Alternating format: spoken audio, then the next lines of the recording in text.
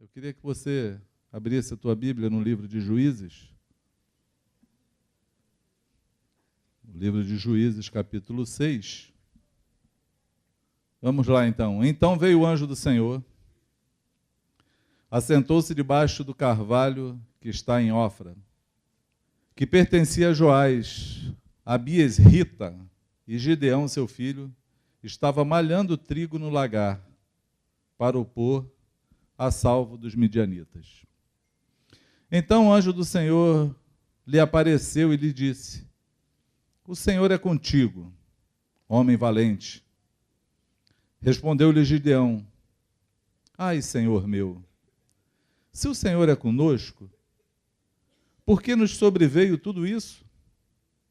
E o que é feito de todas as suas maravilhas que nossos pais contaram, dizendo: Não nos fez o Senhor subir do Egito?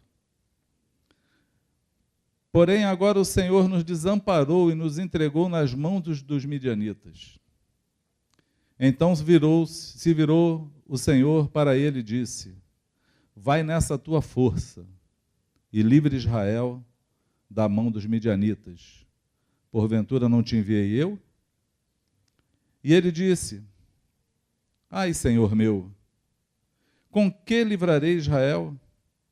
Eis que a minha família é a mais pobre em Manassés, e eu, o menor da casa de meu pai. Tornou-lhes o Senhor: Já que eu estou contigo, ferirás os medianitas como se fosse um só homem. Só até aí. Quem conhece essa história de fato agora? De verdade? Pouca gente conhece, né? Pouca gente conhece essa história. Isso vai me dar um pouquinho mais de trabalho. Mas vamos lá. Na época de Juízes, quando foi escrito o livro de Juízes, tem um texto que nessa época diz que o homem, cada um, fazia o que bem lhe entendia, o que desse na sua mente. E essa era uma época onde o povo de Israel estava oprimido, pobre, desamparado, com medo, porque quando eles cultivavam o trigo, faziam as suas plantações, diz que os midianitas vinham como um exército, como gafanhotos, acho que eram muitos, que não se podiam contar, e eles vinham e destruíam toda a plantação que o povo tinha criado, plantado. Então, com isso, e roubavam também os seus cavalos, com isso eles fizeram esconderijo nas montanhas, fizeram buracos no meio dos montes, para esconder tanto as pessoas, quanto esconder mantimentos, como esconder aquilo que era pertinente à sobrevivência deles. E estavam empobrecidos, oprimidos e com medo. Esse era o quadro desse povo, porque eles não tinham crido. Deus falou para eles, quando eles tivessem entrado na terra, que eles não temessem os deuses desses povos, dos amoreus, dos medianitas. Eles temeram e desobedeceram ao Senhor, e o Senhor os entregou à própria sorte. E aí tudo isso se veio sobre eles. Gideão é o homem que Deus usou, esse cara que eu acabei de falar para vocês, que ele se achava o menor da casa dele, a casa dele era a menor de todo o povo, ou seja, ele se considerava o Zé Ninguém de fato. O que eu posso fazer? Eu não sou nada. E foi exatamente esse cara que Deus usou para livrar o povo dessa opressão. Deus mandou ele juntar homens e falou que ele iria desafiar esse outro exército, iria ferir, como Deus falou aqui, como um só homem. E Gideão, na verdade, ele juntou 32 mil homens, e Deus veio separando esses homens até que se ficassem só 300 homens. É conhecido como os 300 valentes de Gideão. E com esses 300 homens, então, Deus deu um plano para Gideão, e Gideão cercou todo o exército do inimigo, dos midianitas. Deus já tinha aterrorizado eles com uma visão. E aí Deus mandou eles colocarem tochas dentro de um cântaro, e na hora propícia que Gideão falasse, eles iriam quebrar a tocha e iriam dar um grito pelo Senhor e por Gideão, e nessa hora houve um alvoroço no arraial do inimigo, e eles se mataram um ao outro e foram destruídos naquele dia. E Gideão, então, ficou conhecido como aquele que libertou o povo daquela opressão dele. Essa é a história de Gideão, mas não é sobre essa história que eu quero falar.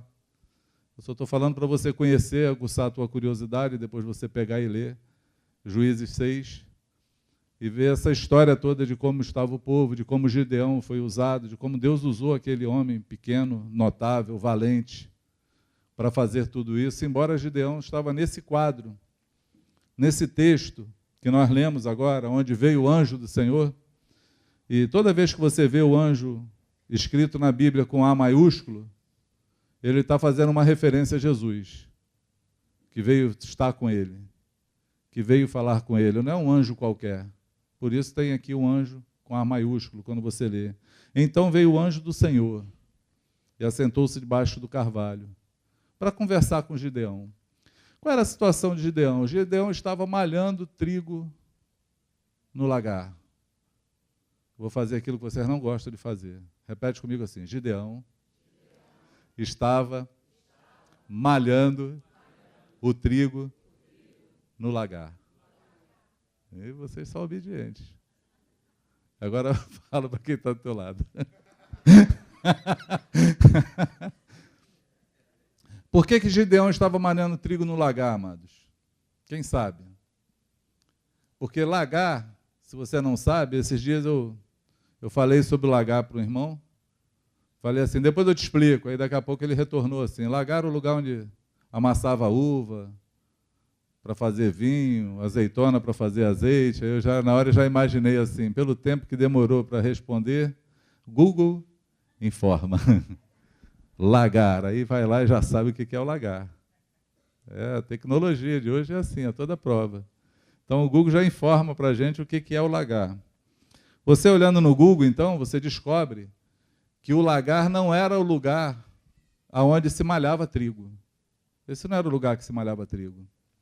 Porque para se malhar o trigo, se malhava na eira. Você sabe o que é malhar o trigo, não? Também não, né? A gente tem que contextualizar toda a história para você saber. Malhar o trigo era pegar o trigo e bater. É uma planta comprida, cheia de grãos, então eles batiam para soltar os grãos, para depois tirar a folha, soltar a folha, para se aproveitar o trigo. Então isso era feito num lugar aberto, no chão batido, bem amplo, onde tivesse sol para poder secar, onde tivesse espaço para poder trabalhar.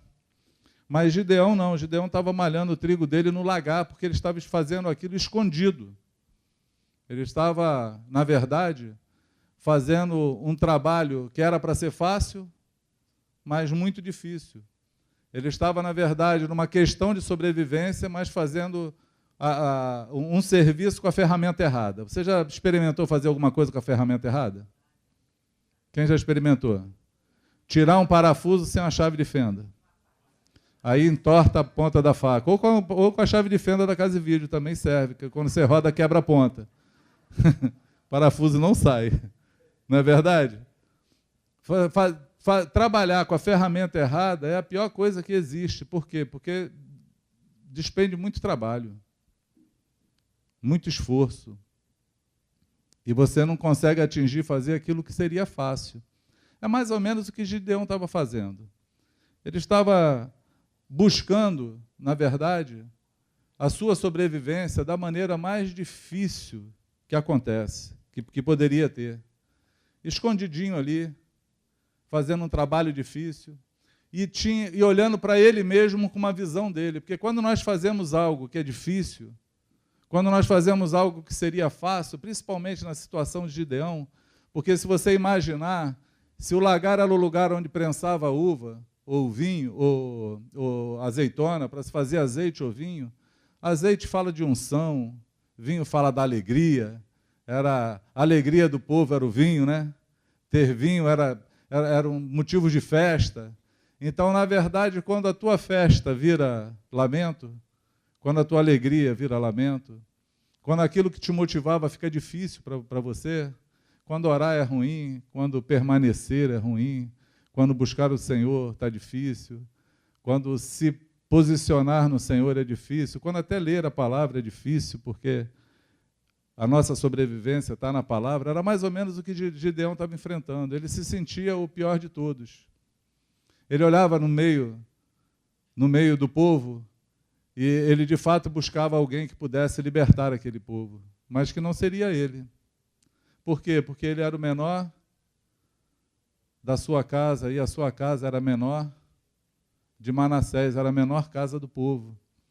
Ele, além de ser o mais pobre, ele era também o de menor estatura ou de menor significância. Essa era a situação de Gideão. Era assim que ele se via. É interessante demais, amado, por quê? Porque em toda a história nossa, da nossa vida, nós vamos sempre nos confrontar com essas duas realidades. É a realidade de como eu me vejo, de quem eu penso que eu sou, de quem eu acho que eu sou. É aquela realidade de quando eu olho para mim mesmo e vejo a minha fraqueza, a minha insignificância, a minha ausência de virtude para fazer qualquer coisa. E, de repente, aparece um anjo, esse anjo com A maiúsculo, que eu falei para você que toda vez que você lê na Bíblia, ele representa Jesus. E olha para você e fala para você de coisas que você não sabia. Ele olha da visão que ele te vê. Ele fala exatamente como você é pela lente ou pelas meninas dos olhos dele. É de como ele olha para a gente e como ele nos vê. Essa foi o confronto de Gideão naquele lugar. Talvez por Gideão ter permanecido, porque tem algumas coisas em Gideão que era bom a gente saber. Gideão, ele não só permaneceu, ele lutou pelo sustento da família dele. Embora fazendo um trabalho difícil, embora a coisa não estava fácil, ele permaneceu ali no lugar dele, fazendo aquele trabalho laborioso para ele, difícil de ser feito, que era malhar o trigo no lugar errado. Mas é justamente nessa hora, na hora da adversidade, na hora da escassez, na hora que tudo falta, na hora que tudo está difícil, é justamente nesse momento aonde nós podemos mostrar o nosso valor para Deus. É justamente ali que os nossos valores aparecem. É justamente fazendo aquelas coisas difíceis, se lamentando, porque Gideão estava se lamentando. Ele estava pensando assim, onde está a glória que meus pais falaram de Deus? E ele tinha, a referência que ele falou era uma referência bem típica daquilo que ele estava vivendo. Ele falou assim, meus pais falaram que Deus livrou o povo do Egito. Ele tirou o povo do Egito com mão forte. Libertou de Faraó e era algo muito maior do que aquele exército de midianitas que estava oprimindo ele. E ele pensava assim, onde está Deus? Onde está o meu Senhor? Aonde está o poder do Senhor? Por que Deus não nos socorre? Se eu sou povo dele, por que ele não se manifestou ainda? Esse era o lamento dele, porque ele tinha uma referência, a referência da liberdade que ele queria ter. Mas nem por isso ele parou. Nem por isso ele se entregou, porque na casa de Gideão tinha pão. Porque ele estava ali, fazendo a coisa certa no lugar errado. Mas mesmo assim ele estava fazendo.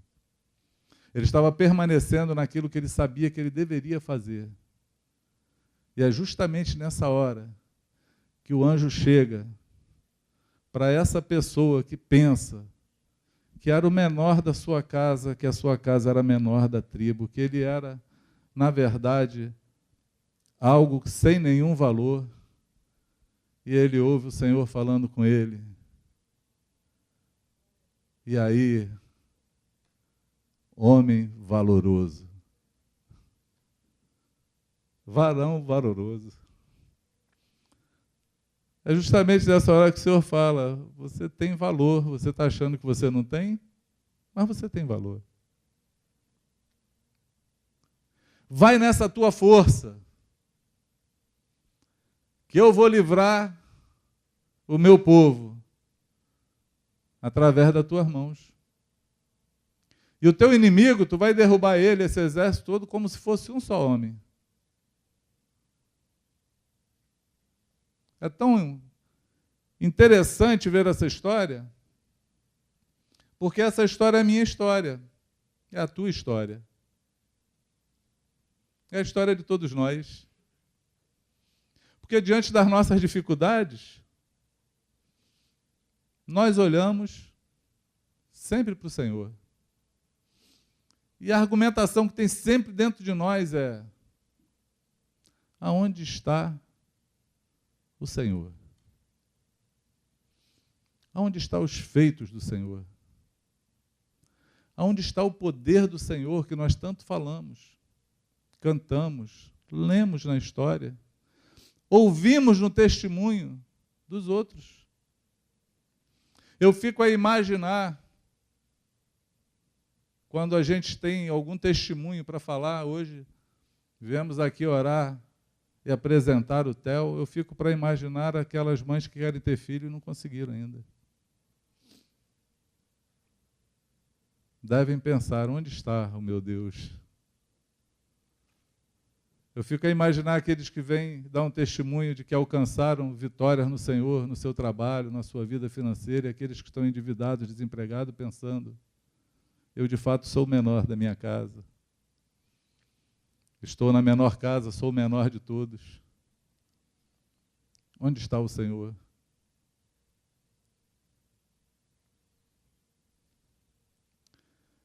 Aqueles que vêm orar pelos seus 38 anos de casamento e alguém está sentado com seu casamento em ruína, deve pensar: onde está o Senhor? Onde estão os seus feitos, daquilo que eu olho para a palavra e vejo, daquilo que eu vejo meus irmãos falar e testemunhar? Mas quando eu olho para a minha vida, eu não encontro. Onde está o Senhor? Essa é a pergunta que nós sempre fazemos. Porém, todos nós precisamos de um lagar. Nós precisamos do lagar para prensar as nossas azeitonas para fazer azeite, para receber a unção do Senhor. Nós precisamos do lagar para prensar as uvas e fazer o vinho no qual nós vamos nos alegrar. São os momentos de alegria, de unção, de graça, de presença de Deus. Mas nós precisamos também do lagar para malhar o nosso trigo. Nós precisamos do lugar onde Deus vai ver o nosso valor.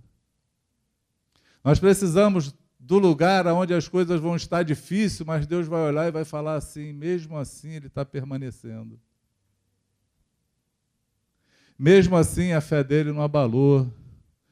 Mesmo assim, com todos os problemas, ele está ali ainda sobrevivendo, porque a questão de Gideão era uma questão de sobrevivência. Ele está cuidando da família, ele está fazendo a coisa difícil, mas ele está ali. E aí eu quero ser um com a voz de Filipe, hoje aqui no louvor. A palavra é permanecer. Porque é permanecendo que nós vamos ouvir: vai, varão valoroso, o Senhor é contigo. Vai nessa tua força.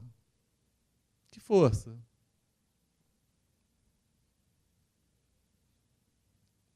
Nem nós nenhuma, nem Gideão tampouco. Porque a força vem do Senhor. O poder que opera em nós vem do Senhor, não vem de nós. Consegue entender isso? A força propulsora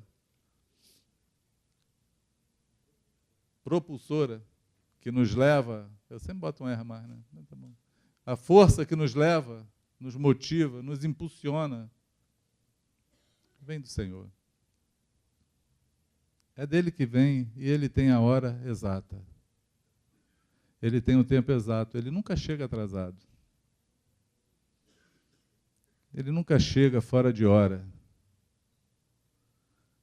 Permanece. Permanece mesmo que seja difícil. Permanece mesmo que a ferramenta seja inadequada. Permanece mesmo que o exército inimigo te afronte e você tenha que esconder o teu pão. Fazer escondido, mesmo que os dias sejam difíceis. Permanece. Porque é justamente nessa hora que o nosso valor aparece. E aí, nós podemos escolher. No meio dessa história, eu fico pensando quantos homens Deus poderia ter usado. Porque deveria haver valentes ali.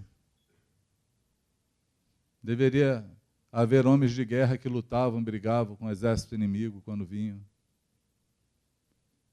Devia ter gente nas famílias maiores, porque quando Gideão fala que a família dele era menor, logo existia o quê? Famílias maiores que a dele, ele tinha alguma referência. Quando ele diz que ele era o menor da casa dele, havia casas maiores com pessoas em destaque. Sim ou não? E aí me veio uma pergunta, por que Deus não usou nenhum deles que estava em destaque? É porque na hora da dificuldade, até quem está em destaque esmurece, se abala, descompensa. Mas se você for o menorzinho de todos e permanecer, o Senhor vai olhar o teu valor e vai pegar você para mudar toda a história na tua volta, na tua casa, na tua geração, na tua cidade. Deus vai usar você, porque é Ele que possibilita todas as coisas. Para Deus não existe gente grande ou pequena. Para Deus existe pessoas onde Ele pode contar e falar assim, eu vou manifestar o meu poder aí. Porque existe nesse coração aí fé e vontade de permanecer. Entende o que eu falo? Amém? Eu vim com essa palavra, estou com ela gerando no meu coração essa semana, e vim hoje falar para os pequenos gideões que estão aqui hoje. Eu não sei o que você está passando. Eu posso não conhecer a sua dor. Eu posso não saber o quão difícil é o teu lagar. Eu posso não saber o tamanho do teu feixe de trigo e nem o tamanho do teu lagar para saber como é que você está fazendo isso. Se está sendo muito trabalhoso ou não. Eu não conheço a tua dor. Eu não sei quais são as tuas esperanças. Eu não sei quais são as tuas desesperanças. As suas incertezas. O teu labor. Não conheço. Mas eu queria te falar que existe, sentado embaixo de um carvalho, do lado de algo que é muito poderoso, porque o carvalho, ele está escrito na Bíblia ali porque ele tem um significado. Era uma das madeiras mais fortes que existia na época, onde as suas raízes eram mais profundas. Existe sentado um Deus que governa sobre todas as coisas, que quando Isaías o viu, falou assim, o Senhor está sentado no seu alto e sublime trono e governa soberanamente. Existe alguém num trono bem firmado, sentado, o teu Senhor, o teu Deus, só contemplando o teu trabalho, só contemplando a tua labuta, só vendo o teu coração, as tuas dificuldades e as maneiras com que você está tratando das tuas dificuldades. É justamente nessa hora que ele começa a ver o teu valor. E ele vai se manifestar para falar para você do teu valor. Para falar assim, vai, varão ou varoa valorosa. Vai nessa tua força, porque eu vou resolver todo esse problema contigo mesmo. Você vai ser a peça fundamental nas minhas mãos para resolver todo esse problema. Isso é tão bom a gente ouvir, porque nessas horas nós sempre esperamos que outros venham nos socorrer. Na hora da dificuldade, o que a gente espera? Que alguém bata na porta com ajuda. Que uma outra pessoa chegue. Talvez um irmão bem mais ungido, um pastor de muito fogo, alguém com dom diferenciado, que vai falar uma palavra mágica para você e vai mudar a tua história. Vai ser assim não, amado. Você faz parte do processo e Deus vai usar você nesse processo. Porque você tem valor aí dentro.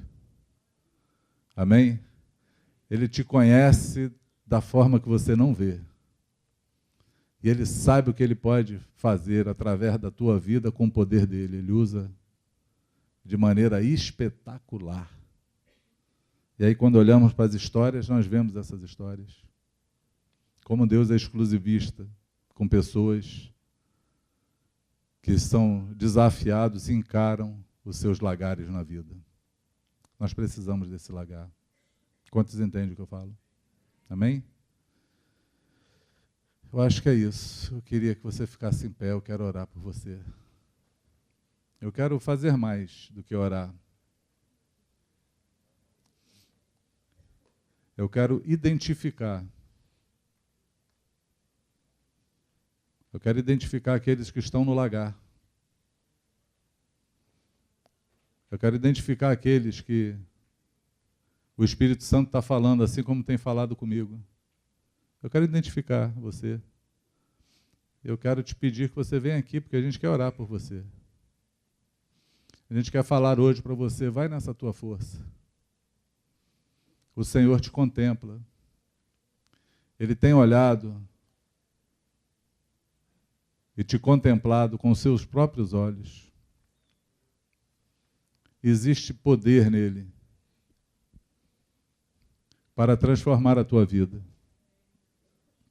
Tem coisas que Deus vai te falar hoje na oração aqui, que você vai precisar fazer.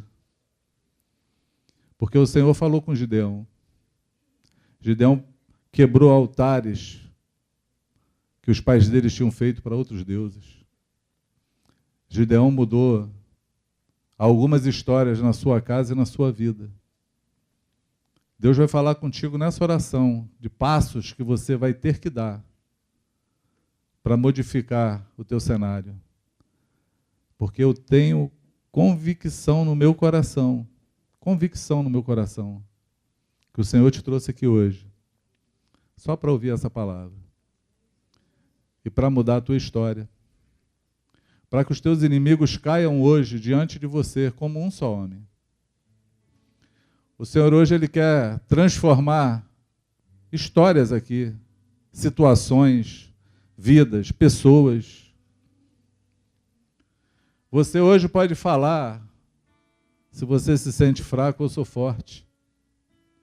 Hoje é o dia que você pode usar essa tua força com o Senhor e mudar essa história. Eu não sei qual é a tua busca, o teu lamento. Eu só quero falar ousadamente, profeticamente, que hoje é o dia da tua vitória. Hoje é o dia que Deus vai usar de maneira estratégica você mesmo para desbaratar esse negócio todo, para modificar essa situação, para transformar essa história, para trazer alegria onde há tristeza, para trazer suprimento onde há escassez, para trazer a paz onde tem a guerra, para fazer cessar a boca dos opressores, para quebrar o cetro dos dominadores. Hoje o Senhor vai fazer um rebuliço nas vidas aqui, nesse lugar. Hoje é o dia que do lagar você vai sair para levantar um grande exército. Hoje é o dia que você vai sair de trás da tua visão de ser pequeno, de ser desprezível, de estar debaixo da marquise e Deus não te vê. Hoje é o dia que isso vai acabar na tua vida, porque hoje você vai ouvir a voz do Senhor falar ao teu coração: você é valoroso, você é valorosa, vai nessa tua força, porque eu sou contigo. Ribará marara, durashiri maraias, choramachura decanta charamaraias. Espírito Santo, essa é a tua hora. Essa é a hora da tua voz ecoar dentro dos corações. Essa é a hora, Senhor, aonde tu pode falar conosco como tu fez naquele dia com Gideão. Gideão fez pães, Senhor, fez uns pães e tu tocou e queimou aquele alimento como incenso, Senhor, como oferta que tu aceitou naquela hora. E nós estamos aqui hoje, Senhor, nesse altar espiritual que fizemos aqui. E temos aqui vidas que vieram como aquele pãozinho feito por Gideão. E eu te peço agora, toca com a tua vara em cada um deles. Queima essa oferta, Senhor. Queima esses corações, faz arder essas vidas, traz de novo a alegria, o vigor. Faz com que essa situação difícil seja transformada a partir de agora. Destrói esse exército que se levanta para dizer que nós não podemos, que tudo acabou, que vamos morrer à míngua. Abre as portas hoje da tua palavra. Abre as portas hoje da tua providência. Abre as portas hoje, Senhor, das tuas revelações. Quebra altares dessa noite, ou nessa manhã, Senhor. Altares que foram construídos. Quebra idolatrias aqui, Senhor. E nos leva diretamente ao teu trono. Que os nossos olhos te contemplem nessa manhã. Que os nossos olhos te contemplem. Fala agora, dá testemunho do que eu falei. Coloca em cada coração agora o que fazer. Porque para cada situação tu tem uma estratégia. Para cada situação tu tem uma estratégia. A tua estratégia conosco foi enviar ovelhas no meio de lobos. A tua estratégia com Gideão foi quebrar cântaros. A tua estratégia com Josué foi rodear 7 vezes uma muralha. Tu és um Deus estrategista. Coloca nos corações agora a estratégia. Receba agora em nome de Jesus a palavra do Senhor de como fazer. Porque Deus vai usar você, meu amado, você, minha amada, Deus vai usar você para transformar essa situação. Você é peça-chave nisso. Você que está aqui hoje é o herói na mão do Senhor para mudar essa situação. Vai nessa tua força. Vai nessa tua força, porque o Senhor é contigo. Vai nessa tua força. Ribaramarara da Shiri mais.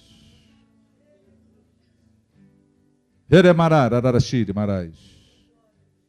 O Senhor é contigo. O Senhor é contigo. O Senhor é contigo.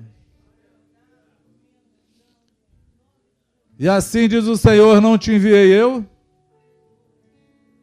Vai nessa tua força, porque eu sou contigo. Eu sou contigo. Varão valoroso. Varoa valorosa. Ah, o Espírito Santo habita em você, meu amado. Ele se move dentro de você. É Ele que fala contigo agora, é Ele que faz o teu coração arder. Seja pleno, seja cheio, seja restaurado. Em nome do Senhor Jesus. Seja assim, em nome de Jesus.